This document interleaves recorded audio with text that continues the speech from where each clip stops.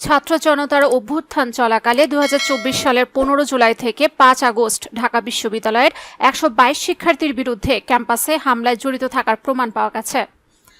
বিশ্ববিদ্যালয় প্রশাসনের গঠিত তথ্য অনুসন্ধান কমিটির প্রতিবেদনে এই তথ্য উঠে এসেছে। বৃহস্পতিবার বিশ্ববিদ্যালয়ের উপাচার্য অধ্যাপক নিয়াজ আহমেদ খানের কাছে এ তদন্ত প্রতিবেদন হস্তান্তর করেন অনুসন্ধান কমিটির আহ্বায়ক ও বিশ্ববিদ্যালয়ের আইন বিভাগের সহযোগী অধ্যাপক কাজী মাহফুজুল ইসলাম। সূত্রে জানা গেছে, এই বিষয়টি পরবর্তী সিন্ডিকেট সভায় উপস্থাপন করা হবে এবং শিক্ষার্থীদের বিরুদ্ধে ব্যবস্থা নেওয়ার সুপারিশ করা হবে।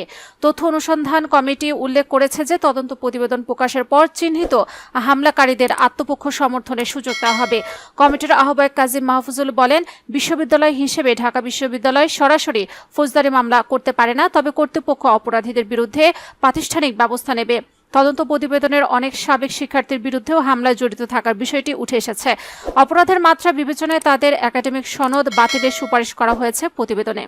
কমিটি ক্যাম্পাসের বাইরে থেকে বেশ কয়েকজন আক্রমণকারীকে শনাক্ত করেছে। এ ব্যাপারে কমিটির আহ্বায়ক জানান, ঢাবি কর্তৃপক্ষ তাদের নিজ নিজ প্রতিষ্ঠানের সঙ্গে যোগাযোগ করে প্রয়োজনীয় ব্যবস্থা নেবে। অনুসন্ধানের সহিংসতাকে ৩ ভাগে ভাগ করা হয়েছে। সেগুলো হলো নারী শিক্ষার্থীদের ওপর হামলা, ঢাকা মেডিকেল কলেজ হাসপাতালে চিকিৎসা নিতে যাওয়ার সময় আহতদের ওপর হামলা ও সাধারণ শিক্ষার্থীদের ওপর হামলা। ক্যাম্পাস পোর্টাল, সাধারণ শিক্ষার্থী এবং জাতীয় ও আন্তর্জাতিক মিডিয়ার কাছ থেকে সংগৃহীত ভিডিও প্রমাণ বিশ্লেষণ করে অনুসন্ধান করেছে কমিটি।